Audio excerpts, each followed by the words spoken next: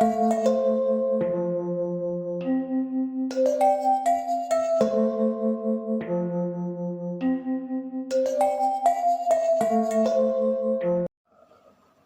mengidentifikasi dilema etika nike dengan melihat langsung, ya.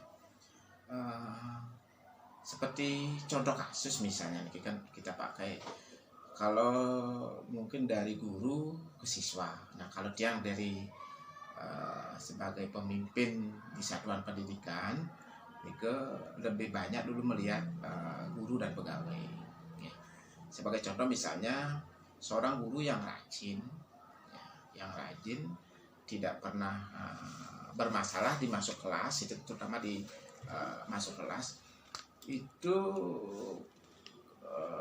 kadang punya masalah di keluarga, misalnya ada orang tua atau keluarganya yang sakit. Nah ini kan dia minta izin. Nah ini dilema, menurut yang dilema etika. Kenapa demikian? Karena satu pihak dia bertugas untuk memberikan pelajaran kepada anak didik, tetapi di pihak lain ada salah satu anggota keluarganya yang sakit yang perlu bantuan dari yang bersangkutan. Bagi dia sendiri untuk mengambil keputusan seperti itu adalah ya kita lihat ya apakah penting sekali guru ini untuk membantu keluarganya atau bagaimana. Ya, sepanjang masih bisa dibantu oleh orang lain dari pihak keluarga itu, kita sarankan seperti itu. Tetapi kalau tidak, mungkin satu-satunya yang bisa menolong ya. Tetapi karena ini urgen bagi pihak keluarga dan itu sakit harus mendapatkan pertolongan, sehingga kami memberikan keputusan untuk mengizinkan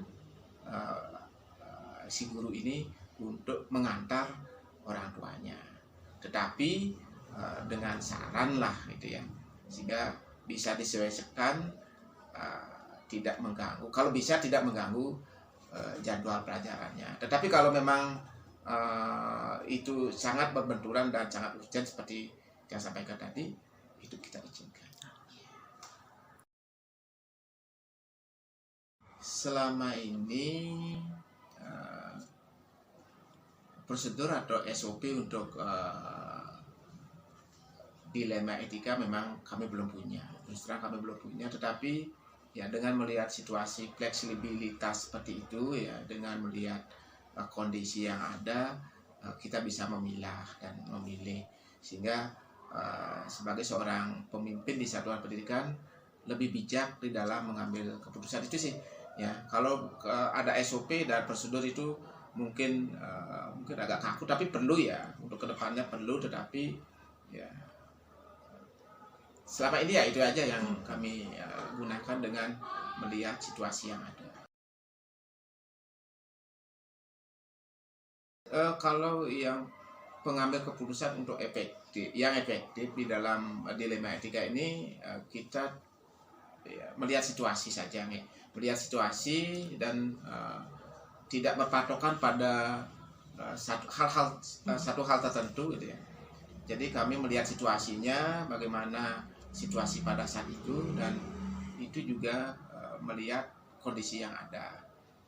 Nah kemudian tantangannya apa gitu ya. Memang selama ini ya tantangan kami tidak begitu menonjol, tidak begitu berat lah.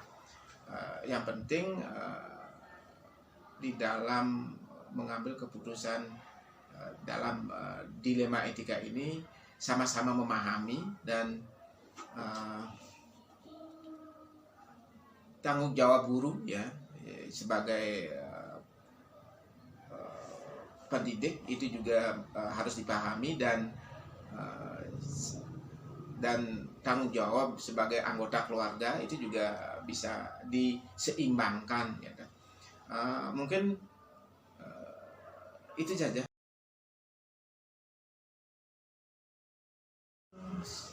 Jadi untuk selama ini ya kami tidak memiliki jadwal untuk tata kelola, jadwal untuk penyelesaian dilema etika nih. Karena dilema etika itu mungkin kasuistis nih, tidak bisa ditentukan kapan terjadinya, dan jadi intinya kami tidak punya jadwal untuk menyelesaikan kasus itu.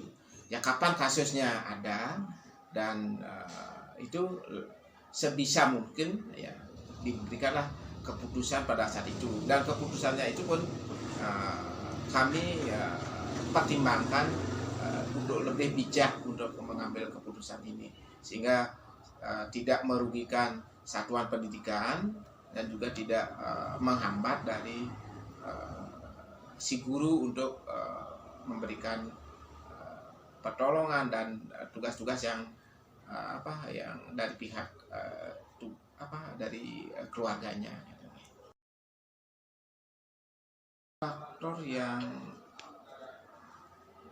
mempermudah ya dalam mengambil keputusan itu biasanya dulu karena juga pengalaman nih, karena pengalaman kemudian sering dapat masukan, dapat informasi dan sebagainya, sehingga itu memudahkan kita bisa melihat lebih luas dan untuk mengambil keputusan yang bisa diterima semua pihak. Cuma pengalamannya cuma itu saja nih. Kalau dari segi teoritas itu rasanya belum pernah dapat itu nih. Jadi pengalaman selama ini karena pernah mengalami juga mungkin itu yang sebagai acuan. Untuk saya sendiri dulu, kita sebagai dulu sebagai guru maupun sekarang sebagai pemimpin di satuan pendidikan itu biar lebih bijak, lebih bisa melihat situasi. Nah demikian juga bagi bapak ibu guru yang baru itu bisa menempatkan diri dan lebih bijak, lebih bisa mengatur ya yang mana lebih urgent ya di dalam suatu pekerjaan ya. Mungkin bisa itu aja ya, jadi bisa menempatkan diri itu ya intinya seperti ini.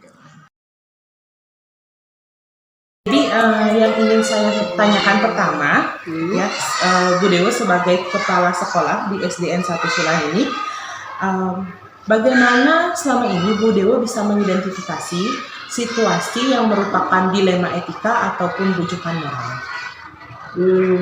Baik, terima kasih adik untuk saat ini yang bisa dilakukan ya sesuai dengan kita yang ditanyakan tadi, yaitu mengidentifikasi kasus-kasus yang merupakan dilema etika ya sama rujukan moral. Jadi kalau yang dilema etika biasanya kita akan melihat dulu dari kasusnya.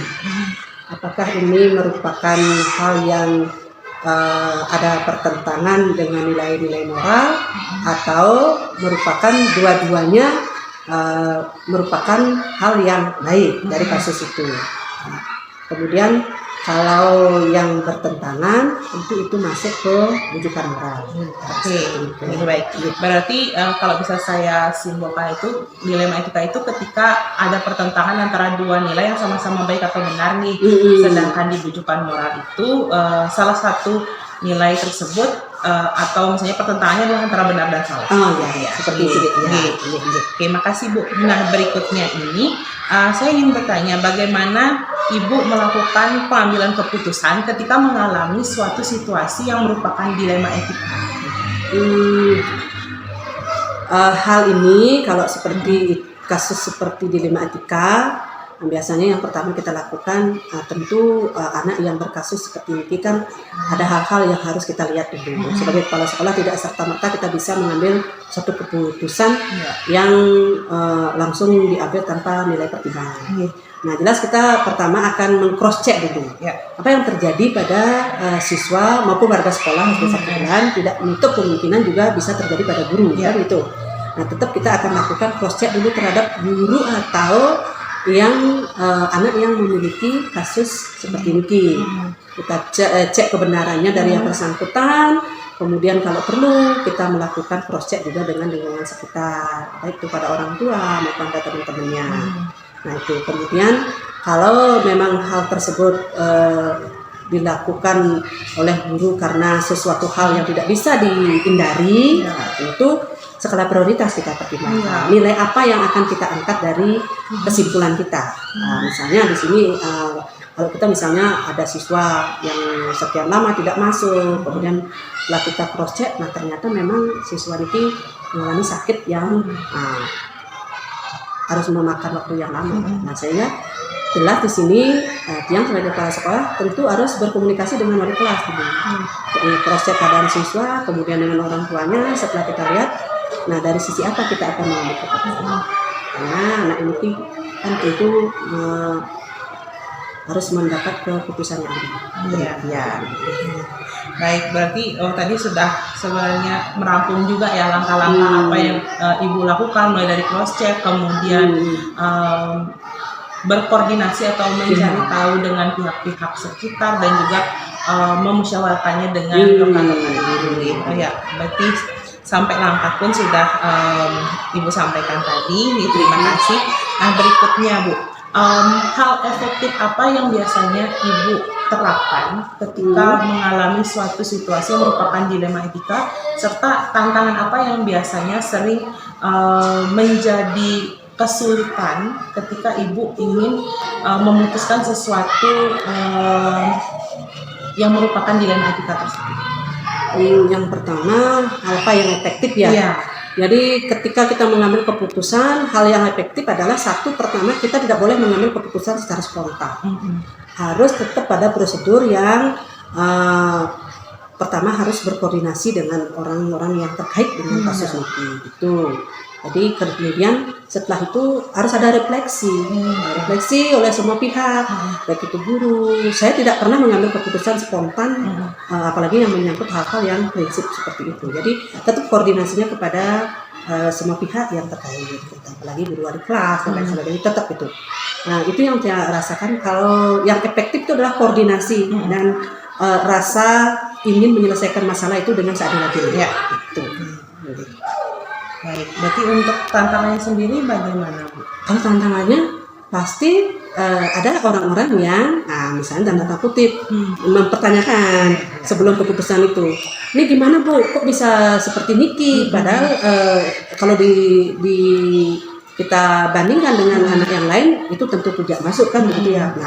Nah, tapi di sini bagaimana kita sebagai kepala sekolah memahamkan bahwa keputusan yang diambil ini adalah keputusan yang tidak membuat siapapun rugi. Nah, jadi keikhlasan ketika melakukan prioritas dari keputusan itu adalah terbaik buat kita semua.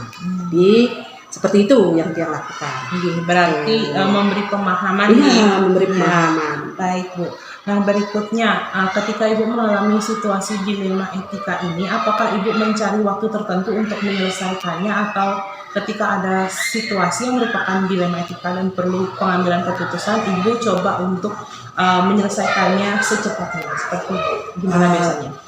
Kalau prosedur, kalau dilema etika karena ini kasus ya, memang sih kita punya prosedur untuk kasus-kasus tertentu. Kalau pada kasus ini sebenarnya kita lebih ingin menyelesaikannya secara cepat gitu, sehingga cepat tertangani gitu. Kalau kita bicara prosedur kan untuk hal-hal yang sudah kita prediksi. Nah, ini kalau seperti ini biasanya kita akan berkoordinasi secepatnya. Kemudian melakukan itu yang langkah-langkah itu kita lakukan sehingga penyelesaiannya bisa kita lakukan secepatnya. Terima kasih. Nah, berikutnya Ibu di sini yang dua terakhir pertanyaan saya adalah, adakah misalnya orang-orang maupun faktor yang selama ini menjadi penguat Ibu dalam memutuskan suatu situasi dilema etika? Yang pertama, kalau faktor penguat ya, saya selalu sampaikan bahwa ini loh keputusan kita bersama, bukan keputusan kepala sekolah. Jadi semua hal yang diputuskan menyangkut hal-hal kasus-kasus itu adalah keputusan kita setelah koordinasi. Baik itu menyangkut komite dengan orang tua, nah tentu ini yang akan kita lakukan. Kemudian yang tadi yang nomor satu yang orang-orang mungkin kalau misalnya yang menjadi istilahnya penguat.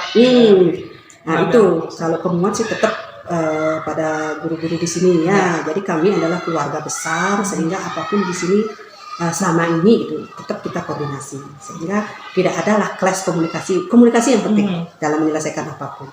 Kemudian komite dengan orang tua itu tetap harus ada jalin komunikasi sehingga keputusan itu bisa kita pertanggungjawabkan secara bersama.